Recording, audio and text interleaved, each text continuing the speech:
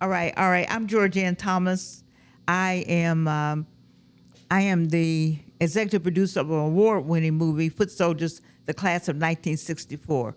The movie was done because, as a student at Spelman College, I wanted people to know what happened, what we did when we followed the Atlanta student movement leadership, as with Dr. Brown, Charles Black, Lonnie King. There were so many of them that led us, and we were freshmen. We were first-year students. I was just out of Gary, Indiana, just out of high school, came down here to go to school to follow my mother at Spelman, follow my father at Morehouse, and I came to a movement that I didn't know I was coming into. I thought I was coming to Spelman College to follow my mom. When I got here, I found out that something else was going on. They had colored and white signs. I thought I was a white girl. I thought I had white, plus I had white friends.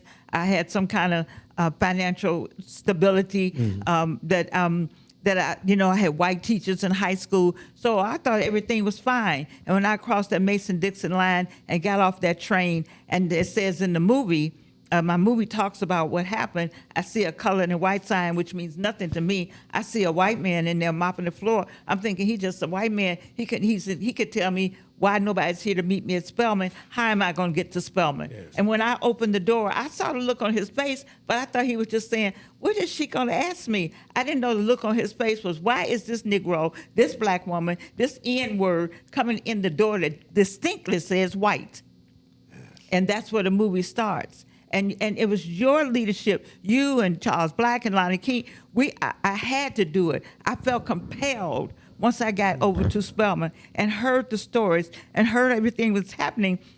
I felt compelled to join with the movement. And so that is why today it's more important to me to be sitting with you, Dr. Brown, and Charles Black. I see him all the time. Yes. So he could not be with us today. He'll be in a later interview. But to be sitting with you because you had already met Dr. King, and in my research, and you had already met Dr. King, you had already met Medgar Evers, you had already done so much before you came to Morehouse. Yeah. So the thing is, when you came to Morehouse, you were much better prepared than I was. You knew where you were coming. You knew what was going to happen. You knew you had some kind of desire in your heart, in your soul to make a difference. I came to Spelman like I'm a Spelman woman, okay? Yes. And so I look back on it, and I just like to know, when you got in his class, how did you feel? You said, my goodness, I've already done this, and now I'm taking a class with Dr. King? Well, I was excited about being in the class because we had been taught by our mentors to give a reason for the hope that is in you.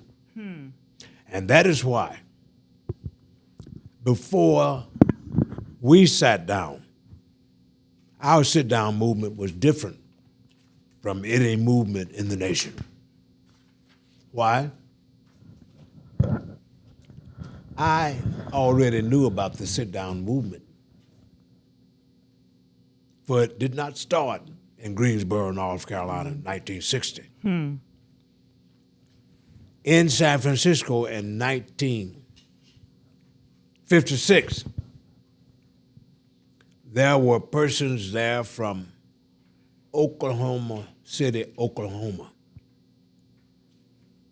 Clara Luper, who was the advisor to the Oklahoma City, Oklahoma Youth Council.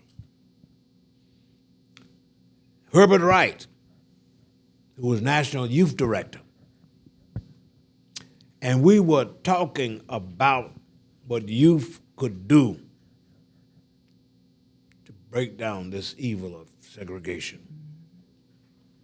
They were to do public accommodations, and I was to get involved in breaking down injustices and discrimination in public education in Mississippi. We were given an orientation session. And what happened is that after my being in San Francisco, I discovered that the youth of Oklahoma City, Oklahoma, had already sat down on August the 28th. I repeat, August the 28th, in 1958 Oh, my goodness. in Oklahoma City. Also in Louisville, Kentucky, and Wichita, Kansas. All of this is documented. I got the record from the Library of Congress. So this is nothing made up. Fast forward. I was a delegate to the National Convention of NAACP, the 50th anniversary meeting in New York. And in New York City, a busload of young people converged on the convention center from Oklahoma City, I repeat, to give their report at the convention about their successes. And there was a young man there named Ezella Blair, who was an alternative youth delegate from Greensboro, North Carolina. And after he heard those young people giving their excellent reports, he was fired up, ready to go back home Yes. to do the same thing. But when he got back as an entering freshman at A&T, he couldn't get those other students to go with him. They were scared, naturally. But on February the 1st, 1960, he got 3 others to go with him. Yes, he did. That is the accurate history.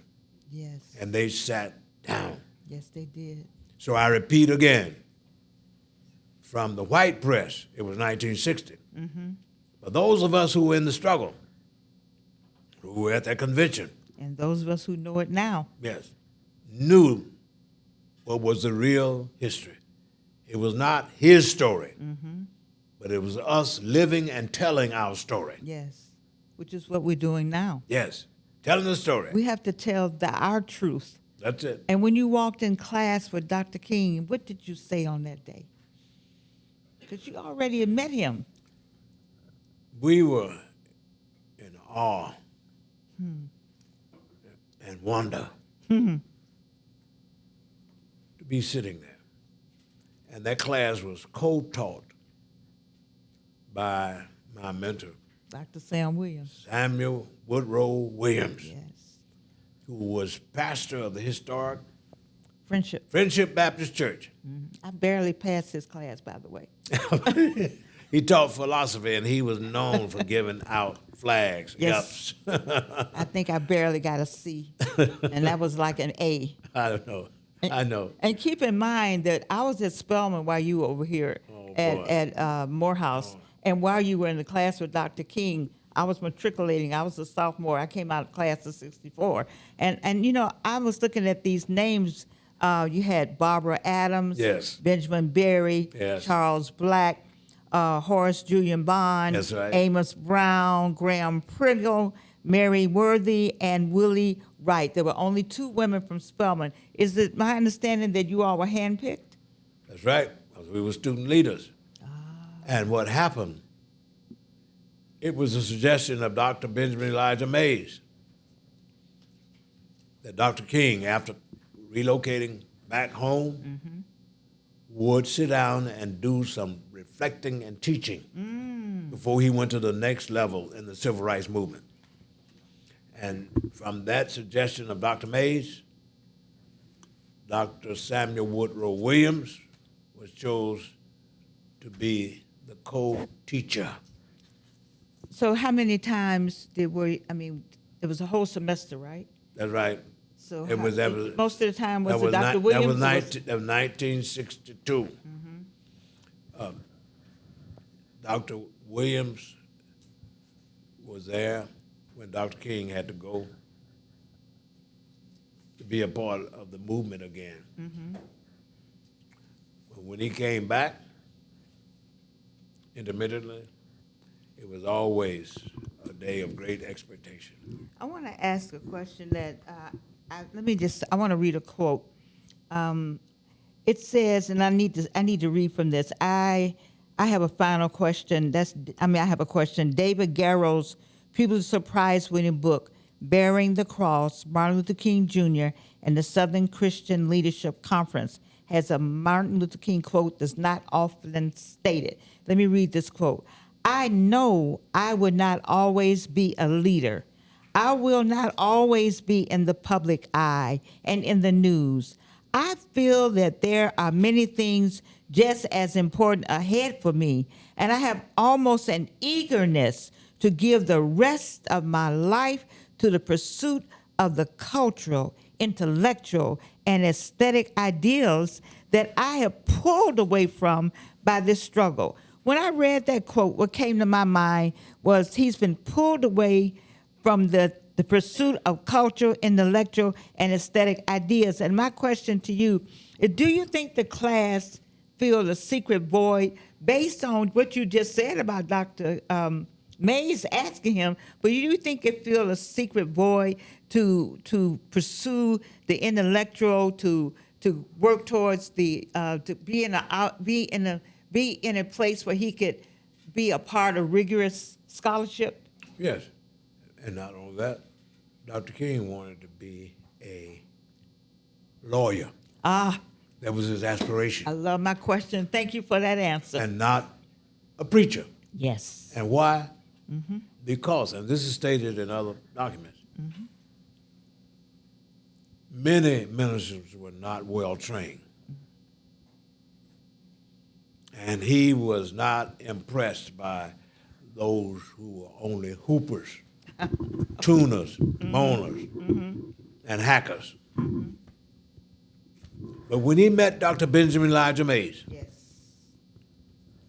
who was a scholar Yes. and was a spiritual man, Yes.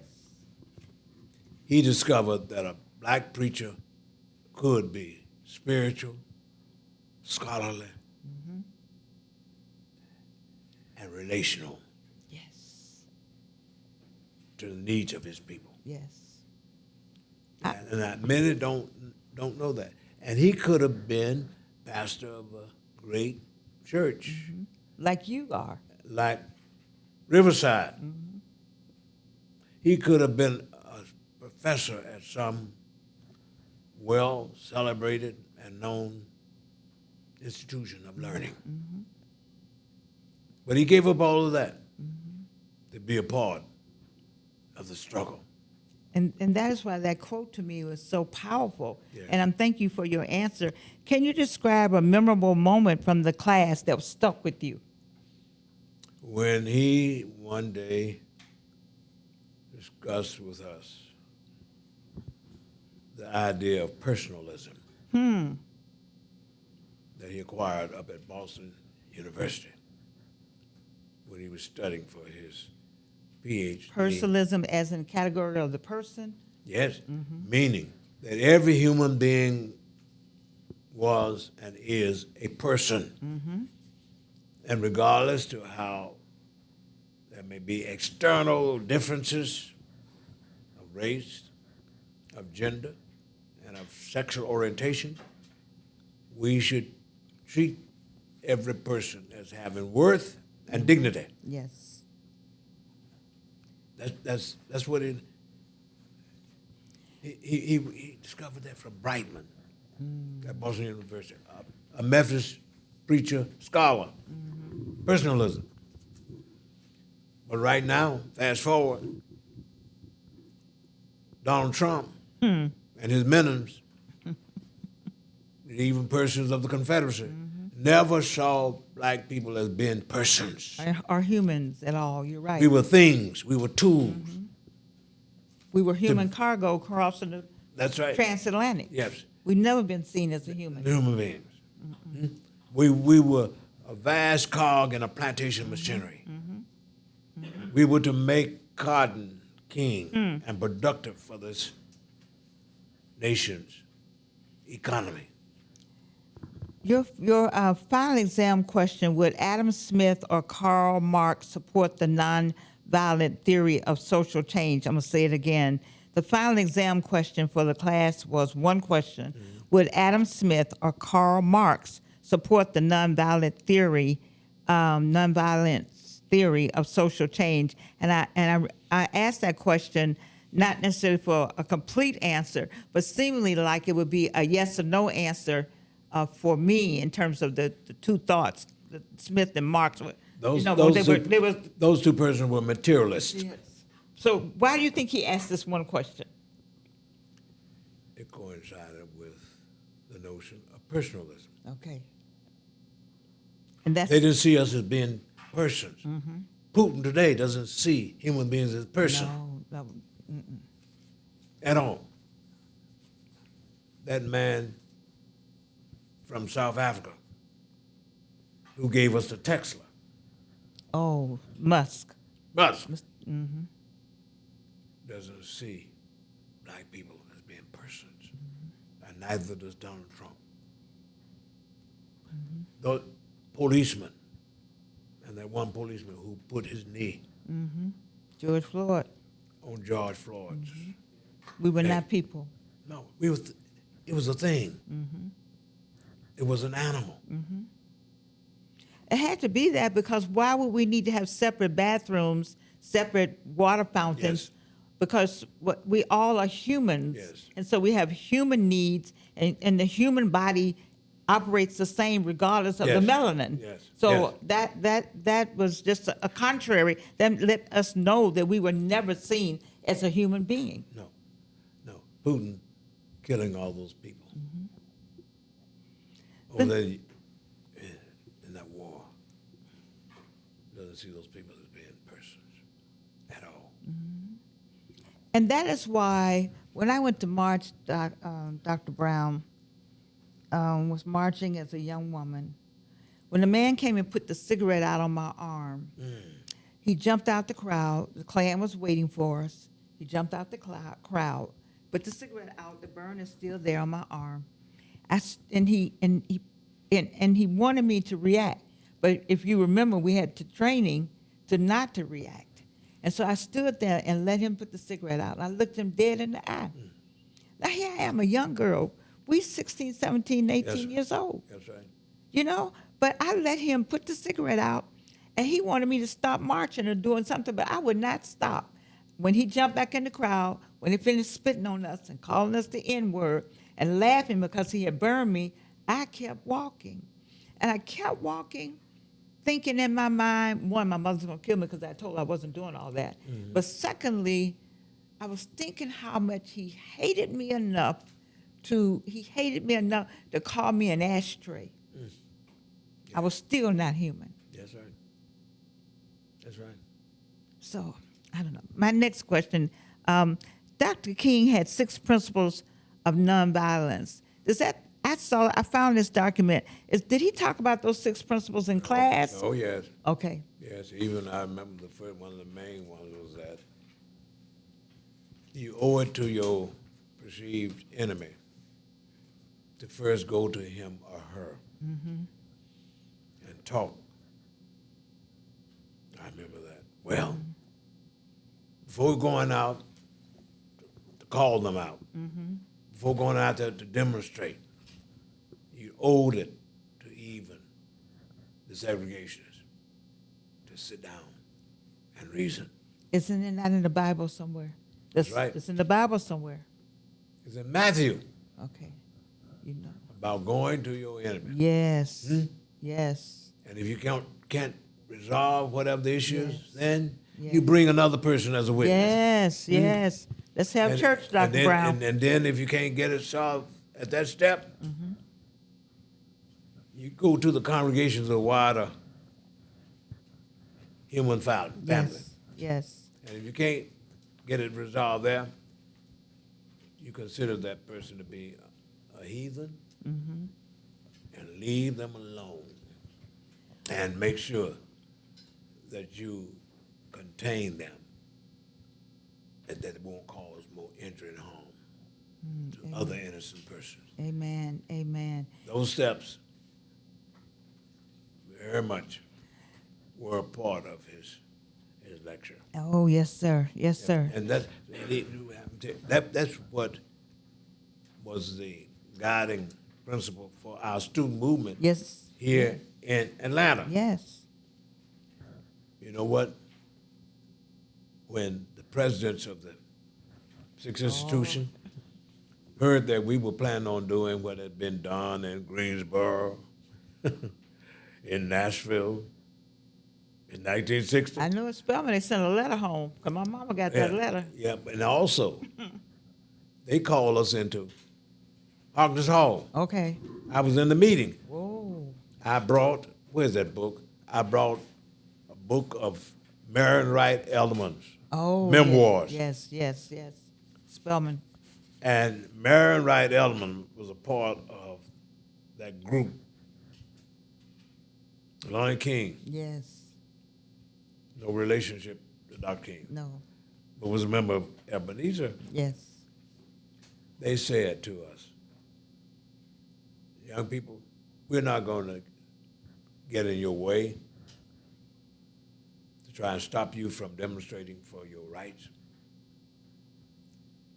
But have you thought about, first you need to let the world know why you're doing what you're doing. That's what Rosin Pope came in with the appeal. That's right, but I was a part of that committee. Oh, okay. I was in the room, and Marion Wright Edelman mentions it.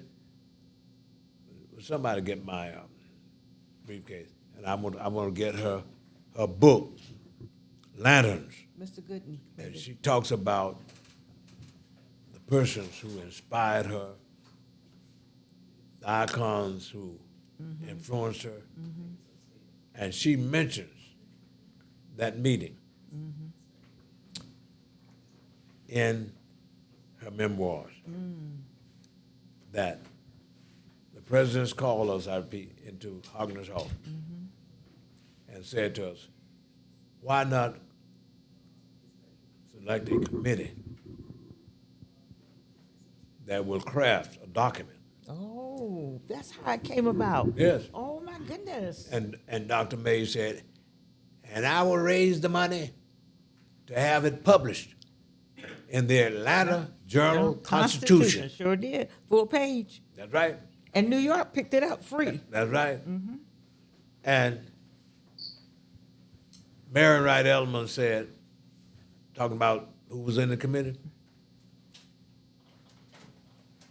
she said there was Amos Brown, a bright, young NACPer. I was the youngest one in the room. Wow. And after Rosalind Pope did the word smithing, Yes.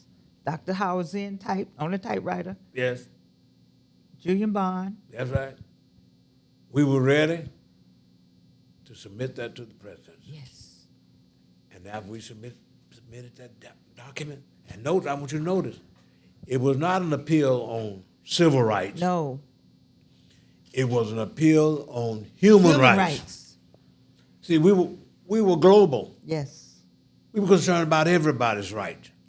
We were never teenagers, as they say in Mississippi, small, and only concerned about black folk. Right. Human rights. Human rights. And you know who else, going way back, who was concerned about human rights? The great Frederick Douglass. Yes. He spoke up for women's rights. He also spoke up against the Chinese Exclusionary Act.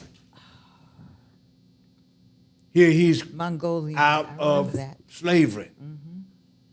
But I have a copy of the document in which Frederick Douglass gave this eloquent speech pleading to America to not be hypocritical and to respect the Chinese and welcome them into the country. Yes. That was in 1882. Yes. And Dr. King was the same. That's why he came out against that Vietnam War. He was concerned about the Vietnamese children and families that were being bombed over there. And even though some blacks did not go with him on that, but he stood his ground. Yes, he did. After he delivered that sermon at Riverside Church, Yes. it was then that the powers went after him to kill him. Yes, they did.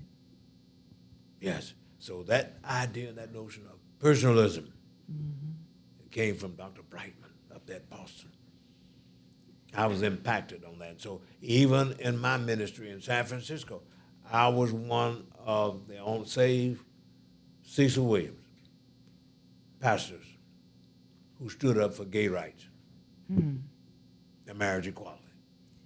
In the closing, could you tell us, as a word to young people who are watching, the Gen X and the people who have looked at what we did, do you have a word that would carry them forward? Or what would you like to close this out to say for our young people here in the room, for Morehouse College and Spelman? We are at Morehouse College now. What would be your final word that could give our young people the kick that we received when we were 16, 17, and 18 we were years old? challenged to justify our existence by rendering service to others. Yes. That's number one. We were challenged to use your degree to help somebody and not to show off, not to exhibit it as being you are more important than anyone else. And as Shirley Chisholm said, service Yes. is a fee Yes. that you pay for existence. Amen. That's it. And that song said, if I can help somebody If I can help somebody along the way. as I pass on, then my living shall not be in vain. We got Dr. Monique Earl Lewis in here, and I know she could sing that song for us if we needed it. My living should not be in vain. Oh, yes.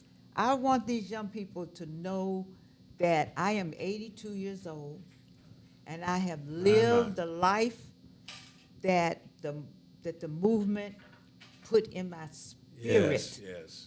And I too have never, when we did the movie, Dr. Brown, Foot Soldiers, the class of 1964, do you know that my classmates, many of them, had never told their story? Because we did the work. Yes. We did it because we were supposed to do it. Yeah. And all of us in the movie, we went on to teach, to preach, and to be African queens and princesses and carry our people forward. And now we are telling the story because for me, it is important that we document Yes. because of revisionism and all the things they say that happened that didn't happen. And I am so proud to be sitting here with you today. You don't know, when I met you earlier, Yes. last year, Yes. I was just almost in tears. And to have you back here today, it's very difficult for me to sit here without being emotional Yeah. because I know, look where he brought us from. Yes. You see, we walk with Dr. Mays. I'm a student at Spelman. You can come over here and say, hello, Dr. Mays, Yes. and he would almost know your name. Yes. You see? And we would look out the window to see him walk from his Yes. house here down to Hogner's Hall. Yes. That erect, tall, elegant man. Yes. Do you know, I stayed with Dr. Mays and Mrs. Mays when I couldn't go home for Christmas because I didn't have the money, Look and at you. for Easter. I understand that because I stayed down here. My mother said we got one ticket. The ticket to bring you in and the Yeah. ticket to bring you out. Yes. Yeah. From here to Gary Ann on that train. And you but I know- did go home for Christmas. Oh, yeah. You know who else taught us Who was that? to look out for someone else? Dr. Henry Morehouse, who this school is named for. Okay. He's the one who coined the phrase, the talented 10th. Okay. W.B. Du Bois just popularized it. Listen now. Do Dr. you all have Morehouse. that? Do you all have that? Dr. Morehouse, the man, I repeat, whom this school is named. Yes, sir. And I lived on Morehouse Street in Jackson, Mississippi, my second home house. So I came from Morehouse to Morehouse. Come on now. And I became aware of the rich legacy and tradition Yes. of Dr. Morehouse, who said that if I could get 10% of the blacks trained, who will be missionaries of help to the masses of black people, then we will be able to pass on from one generation to the next the good learning, Yes. the great spirit of service. Oh, yes. So I just could not get past it. It's in my bones. It's in my blood. It's in my bones. It's in my blood. And it's in my bones and my blood to thank all of you. I have one question. Okay. And they can edit this part out, but I just want to capture this as a part of my lived history in terms of Mobile, Alabama. Yes. There's a story I was told that, because I remember asking, why don't we have pictures of Martin Luther King in Mobile, Alabama? Is it that our experience was so different than that of the others throughout the state of Alabama? And my godmother, who's been very politically active, said that he came, but he was turned around at the airport by the ministers because they said, we're going to handle our own Negro problem here. Is that a true story? It could be. I don't have the documentation. I tell you something else. When Dr. King came back home, there was some of us bourgeois blacks who did not want him here with the movement. Okay. And one of them was C.A. Scott, who was originally from Jackson, Mississippi. Yes. And the paper didn't support him. What was the name of his paper? Dr. Scott's paper. Atlanta Daily World. The Atlanta Daily World.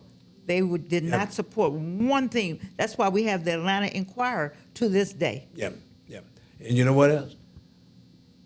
I literally saw old man King Sr. Daddy King? after Daddy King had been injured in that accident when he went to the convention, National Convention of NAACP in Philadelphia in 1961, going over the Penrose Bridge, he had to walk with a cane, all right? And in that meeting at Wheat Street Baptist Church, and I was there, this same Scott made a negative statement about Dr. King and the movement. He did. And Daddy King was so upset, he pulled back the cane up to hit Scott. And people had to jump between Wow. him and Scott. I remember that meeting down in the basement of Wheat Street Baptist Church. I think there's been some healing since then. Yeah. But that's powerful what you said. And Doctor, did you get your answer? Yes, it's probably true. Yes. She has never lied to me. She's been very active in the democratic process. She still serves today. And I just wanted to know why we didn't have pictures of him in Mobile, Alabama.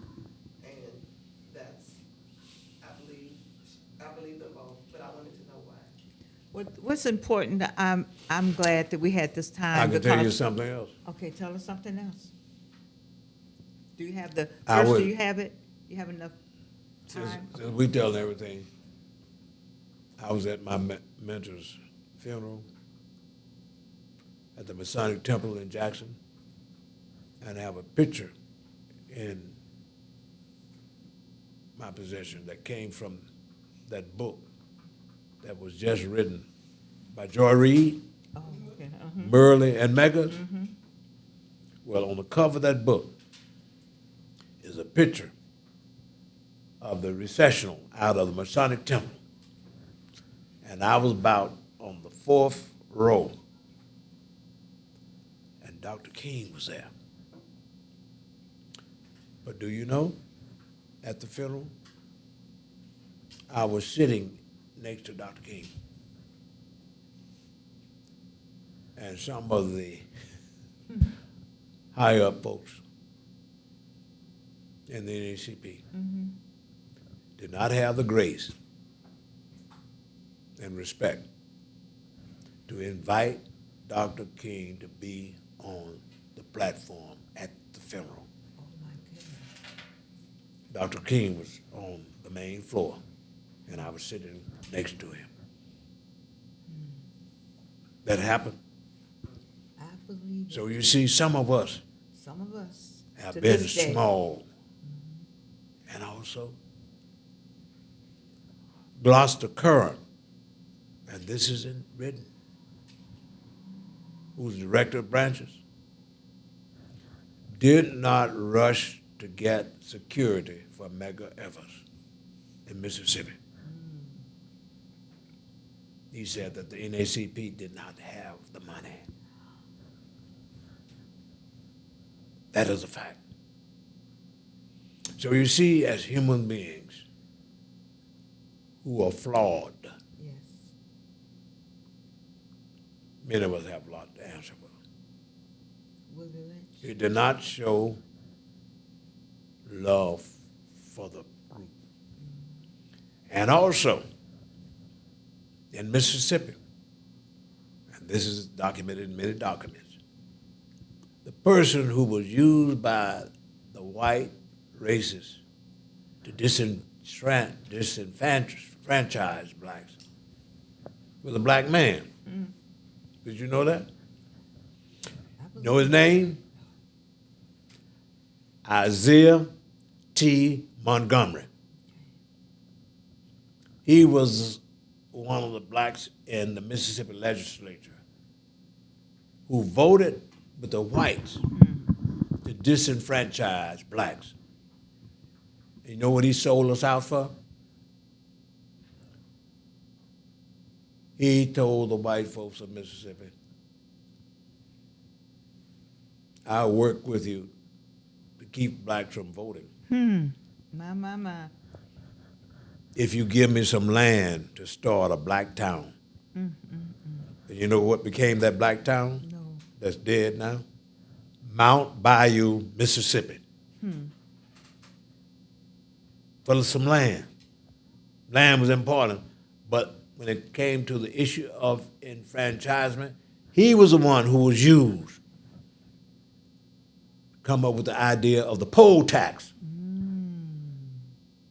And also the rule that you would have to interpret a passage of the state constitution to qualify to vote. Isaiah T. Montgomery. Well, we had some So- Isaiah T. Montgomerys in 2024 and the vote that's going on right now. Right now, all skin folks Ain't kinfolk. and kinfolk. That's a good place to end. That's a good place to end. All skin folk and kinfolk. You know what, Dr. Brown? This has been so good. If you don't mind, just for the audience, would you tell them your church, just because we will need it later, just in your voice, your name and your church in Los Angeles. I'm sorry, San Francisco. Dr. Amos C. Brown, and I have been the senior pastor of Third Baptist Church for 48 years, going on 49. That's the oldest predominantly black Baptist church in the western United States. Third Baptist was organized on the anniversary of the abolition of slavery in the British West Indies on August the 1st, 1852. And the church has never had a split. Why? Because we've always been focused on the liberation of black folk. The church was organized in the home of a woman named Eliza Davis. Eliza Davis was from Albemarle County, Virginia. Her husband came to California in 1850 to mine gold. She later joined him after they had paid for their freedom in 1852. And it's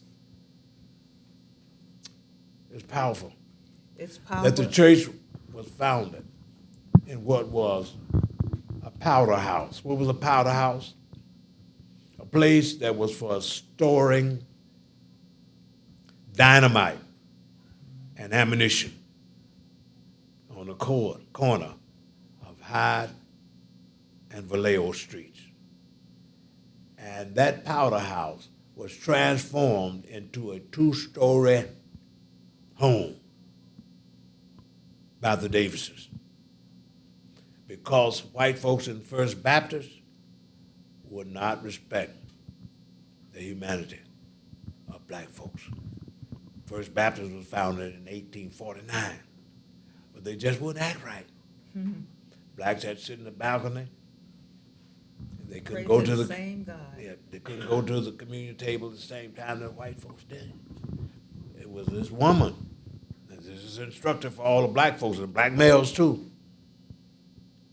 Now, some of that may be projectionism, and the enemy is pumping this story that black males don't want to support my member, who's a member of Third Baptist Church, our vice president, Kamala Harris. But this woman founded Third Baptist, and it gives testimony to the fact that women can do anything that men can do. Amen. Amen. And we should get rid of this chauvinism Yes. and this misogyny. Even Jesus hung out with women. He sure did. He said, and he even knew who touched him. Yes. Because he knew it was a woman. Woman. Come on now. Yes. We'll have church here Yeah. again. Oh, yeah. Dr. Brown. Yeah, and I was kicked out of the California State Baptist Convention because I licensed and ordained a woman in 1984. Let me. And you know who that woman was? Who was that? Martha Simmons. Oh my goodness. Martha Simmons, who was from Chula, Mississippi, reared in Chicago. She went to Emory University and got a dual degree in law And and theater. theater. Yes. Yes. I know my daughter's Reverend Alvelyn Sanders-Swafford, who when she goes out to speak, has to stand on the side in some Baptist churches. Yes. She cannot go in the pulpit in 2024. But I stood up for the right of a woman to be licensed and ordained. But I was kicked out of the California State Baptist Convention. But then they changed their mind. They changed their mind. Why? Because they missed Third Baptist's money. And wanted us to come back. Yes. I did go back after they invited me back, but that was a painful Pill to swallow. experience Yes. that happened. And you know who else was the first woman to preach in Third Baptist? Ella Mitchell. Wow. That's right. You got a history. Oh, yes, Ella. I knew Henry very well. He was field secretary for the American Baptist Churches. You see, Third Baptist was founded as American Baptist Church. And it wasn't until the 40s that it became duly aligned with the National Baptist under the leadership of my predecessor, Dr. Frederick Douglass Haynes, Sr. I'm sure you heard Frederick Douglass Haynes III. Well, his grandfather was my predecessor, and his son, Frederick Haynes Jr., succeeded him. I've had the longest tenure in the history of the church, Praise the Lord 48 for you. years. And we turn out we cousins. You see, we're cousins now. So we're going to close out with, I closed out once before, we're going to close out for real this time with a thank you. We want to thank the Dr. Clarissa Myrick-Harris and the project here at the Morehouse, I have the MMJ project. We want to thank especially Dr. Monique Earl Harris, Lewis. I don't know why I got this going on. That's a story with my students. Okay. One of my students said it's amazing. He called me out. He mispronounced me. I'm sorry, Dr. Monique Earl Lewis, because we can edit all this. Dr. Monique Earl Lewis for making sure and making all of this possible. you know, because we don't get this kind of history. This should be on national TV, and I'm hoping that Dr. Lewis and Morehouse come together and have this kind of information, because our students, these 2 students, 3 students, are the only 3 students who were here to get this information today. But this is something we need. You're a national treasure. You are a national treasure. I must give you another footnote. Okay. Dr. W.B. Du Bois celebrated his 90th birthday at Third Baptist Church on April 13, 1958, which was the anniversary of the out-migration of blacks who left San Francisco back in 1858 because this town was so racist. Blacks could not serve on a jury to testify against a white person. Couldn't get jobs, couldn't get housing, and there was no education for them. Not a whole lot has changed. No. And it's also after that great Paul Robeson was maliciously maligned and falsely accused of being a communist because he stood up for his people. His first appearance when he came back to the United States was at Third Baptist Church on July the 26th, 1957. And when Dr. King went west with his civil rights movement, Southern Christian Leadership Conference, his first appearance was at Third Baptist on February the 25th, 1958. But this is historical, and I wonder if you all would mind taking a picture of the 2 of us with me holding the map. This is the map, Doctor. Let me pull it out. Oh, I think I have another one that we're going to be talking about today. This young man over here, Mr. Gooden, I'm sorry. This is a map that I pulled together. I'm going to hand it to you. That talks about when we marched out of Spelman, what we did, the whole march. Right. But guess what Mr. Gooden did? Mr. Gooden turned it into an animation, and we're going to talk about that at 1 o'clock today. And so I would like to have a picture with you holding the map. You hold yours, and I got mine for them to see it. And Mr. Gooden, Mr. where are you from? St. Louis. Come on, step in here and take. Where are you from? St. Louis. Come step right here and with the You know, map. there's a young lady named Leslie Gooden who's from Maryland, I was not aware. in San Francisco, a member of Third Baptist. Because does he need a map too? I got more than one. Do you want a map too, sir? He'll show the other side. Yes, you show the other side. You stay in the middle. Okay. All right, because the other side is what you did. Oh, this is memorable. Okay, I can't see your face, Reverend Brown. Dr. Brown, got you. Oh, I missed it. Okay, thank you. Is this good? Yes, ma'am. All right. We're gonna get everybody upstairs, because it is. Yes, all right, so at this part right here, this is all the 21st century. Oh, yeah. When he makes the map move and all kind of information goes on back here. But I'm 20th century. I did the flat version, so that's your version. Thank you so much, thank you so much.